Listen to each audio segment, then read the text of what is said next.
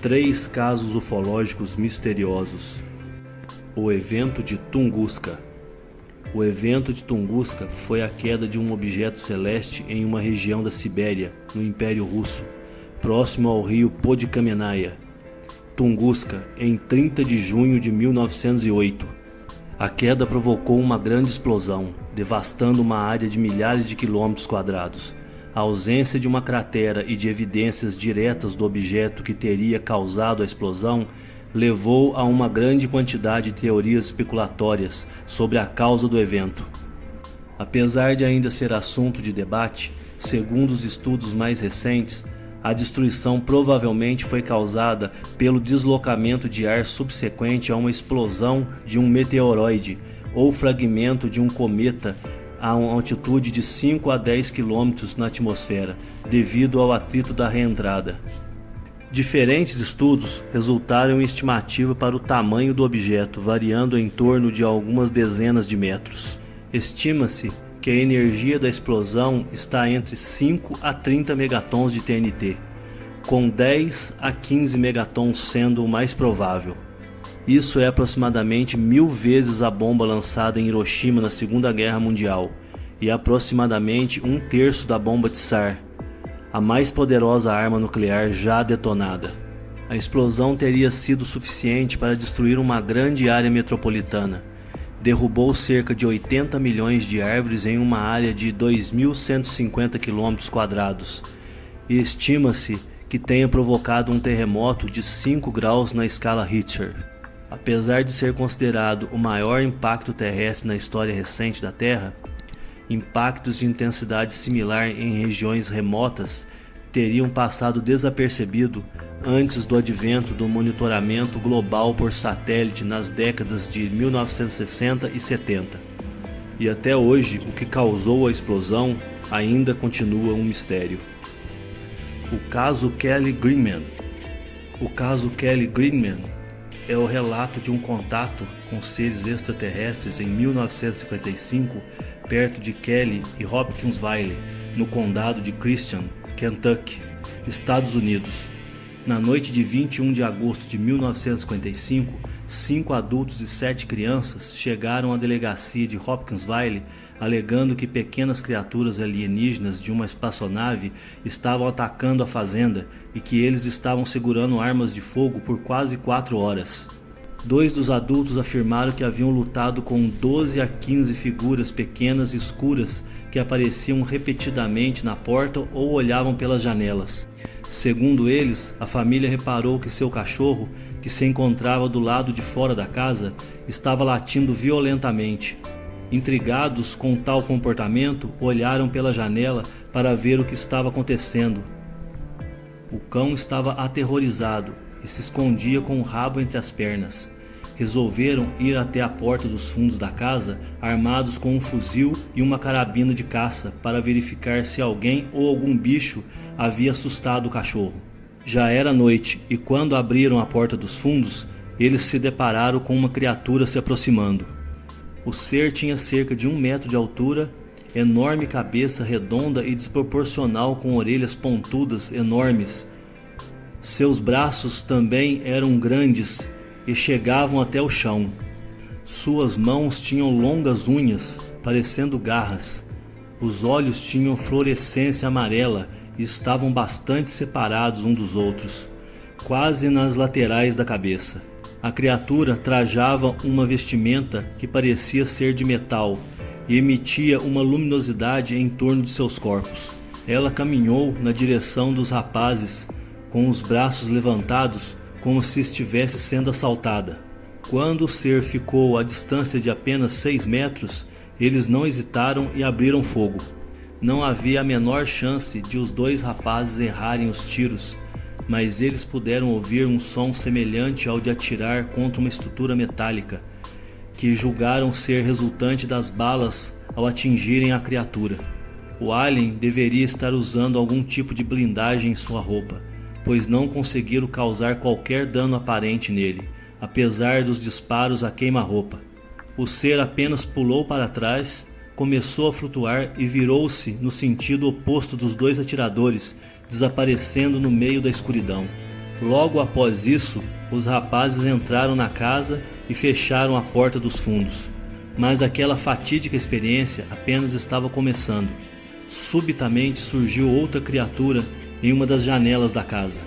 E novamente não hesitaram, abrindo fogo contra a janela, quebrando o vidro e causando várias avarias. Um deles praticamente encostou a arma na janela enquanto atirava. Imediatamente, 2 rapazes decidiram sair da casa para conferirem se haviam matado a criatura. Taylor atravessou a porta em primeiro lugar e subitamente uma grande garra desceu da borda do telhado justamente em cima de sua cabeça. Ela chegou a tocar seus cabelos. Era um dos seres que estava sobre o telhado e tentava aparentemente agarrar o rapaz. Assustados, ambos voltaram a disparar freneticamente contra aquilo. O ser atingido pelos disparos acabou lançado por cima da casa. Os 2 atiradores ainda perceberam que havia outra criatura sobre o galho de uma árvore próxima. E tal como fizeram com as situações anteriores, descarregaram as armas sobre ela. Apesar da certeza de terem acertado vários projéteis de grosso calibre, a criatura simplesmente flutuou até o chão e se refugiou na escuridão no meio da mata. As mulheres começaram a gritar, implorando para que os 2 voltassem para dentro da casa. Vendo que não conseguiram causar quaisquer danos, Luke e Taylor resolveram atender aos pedidos e voltaram. Todas as portas e janelas foram trancadas e a família Sutton se refugiou na sala. Eles viveram uma noite de terror, pois diversas vezes durante aquela noite, os seres apareciam diante da janela olhando para dentro da casa. Às 11 da noite, todos se espremeram dentro de um automóvel e foram desesperados para a delegacia mais próxima. Preocupado com um possível tiroteio entre cidadãos locais, policiais municipais e estaduais, 3 xerifes adjuntos e 4 policiais militares dirigiram-se para a fazenda Sutton. Suas buscas não renderam nada, além de evidências de tiros e buracos nas telas das janelas e portas feitas por armas de fogo. Os psicólogos Rodney Smalls e Scott Littlefield citam o incidente alegado como um exemplo de pseudociência em uma alegação extraordinária para ajudar os alunos a desenvolver habilidades de pensamentos críticos. O membro do comitê de inquérito cético, Joey Nickel, observa que a família poderia ter identificado erroneamente corujas d'água ou grandes corujas com chifres, que são noturnas, voam silenciosamente, têm olhos amarelos e defendem agressivamente seus ninhos.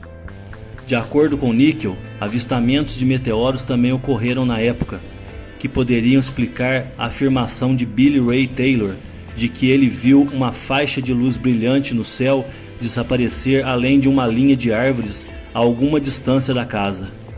Os ufólogos consideram-no como um dos casos mais significativos e bem documentados na história dos incidentes OVNI, enquanto os céticos dizem que os relatos se devem aos efeitos de excitação e à identificação errônea de fenômenos naturais como meteoros e corujas.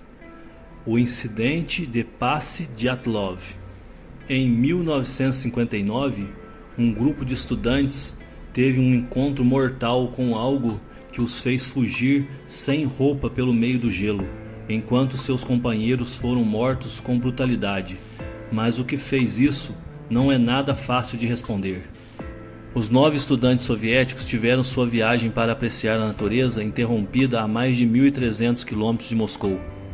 O grupo era formado por estudantes ou graduados do Instituto Politécnico de Ural, e todos tinham experiência em escaladas, excursões de esqui e expedições em montanhas. A expedição começou em 27 de janeiro com destino à montanha Otorten, uma difícil escalada. No primeiro dia de fevereiro, surpreendidos por uma tempestade de neve, decidiram acampar na encosta da montanha Kholat-Syakhl, a 10 quilômetros de seu destino. Durante aquela noite, alguma coisa fez com que acordassem e fugissem apavorados da barraca, que rasgaram por dentro, sem agasalho nem botas e apenas com roupas leves. Eles correram em direção a um bosque a cerca de 500 metros do acampamento e se abrigaram debaixo de um pinheiro.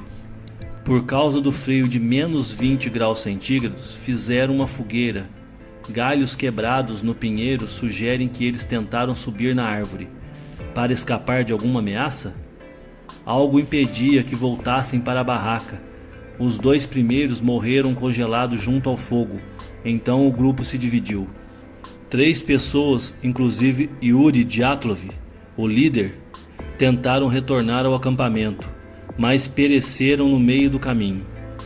Como não havia sinais de violência nesses corpos, exceto uma pequena fissura no crânio de um deles, o laudo é de que também morreram por hipotermia. Os outros 4 foram achados 2 meses depois, soterrados sob 4 meses de neve em um barraco junto ao pinheiro. Esses sim tinham sinais de violência e bem estranhos. As investigações constataram que pelo menos 4 dos mochileiros receberam ferimentos fatais. 2 apresentavam fraturas cranianas e 2 tinham extensas fraturas torácicas. Um dos mortos foi encontrado sem a língua. Apesar disso, nenhum deles trazia feridas externas consideráveis, o que derruba a hipótese de que eles foram atacados por animais selvagens. Se o primeiro mistério gira em torno do motivo que fez o grupo sair da barraca, o segundo é sobre esses corpos. Qual força agiu sobre eles para causar tantos e tão estranhos ferimentos? Uma expedição de busca partiu em 20 de fevereiro. 6 dias depois, achou o acampamento além dos corpos. Encontrou-se o diário do grupo com anotações sobre o dia a dia, mas sem explicação para a fatídica noite. Câmeras e outros objetos pessoais. Não havia sinais de avalanche. Também foi levantada a suspeita de que as mortes foram causadas pelo povo indígena Mansi, habitantes da região, mas apenas as pegadas foram encontradas e não havia sinais de combate corpo a corpo. Inicialmente, a teoria mais popular foi a de que o grupo foi surpreendido por uma avalanche e fugiu para o bosque. Na escuridão, alguns tentaram retornar ao acampamento e morreram de hipotermia, enquanto outros foram enterrados pela neve. No entanto, a análise do local mostrou que não havia indícios de uma avalanche, que teria varrido completamente o acampamento. De acordo com os investigadores, uma enorme força foi usada contra os mochileiros, algo que um ser humano não seria capaz de fazer. Além disso, os corpos pareciam ter sido submetidos a uma grande pressão e a altos níveis de radiação. Em 1990, o chefe da investigação, Levi Ivanov, declarou que diversas testemunhas, incluindo militares e meteorologistas, relataram ter visto, entre fevereiro e março de 1959, esferas voadoras brilhantes na região. Segundo Ivanov, ele já suspeitava na época que havia uma ligação entre os casos. Após 3 meses investigando e sem uma explicação, as autoridades concluíram que o grupo foi morto por uma força não identificada. Por 3 anos, o exército proibiu o acesso ao local e até hoje o caso permanece um mistério. Existem muitos mistérios ocultos na escuridão, um mundo desconhecido para muitos. Desvendar e mostrar a todos a verdadeira realidade de nosso universo. Essa é a missão.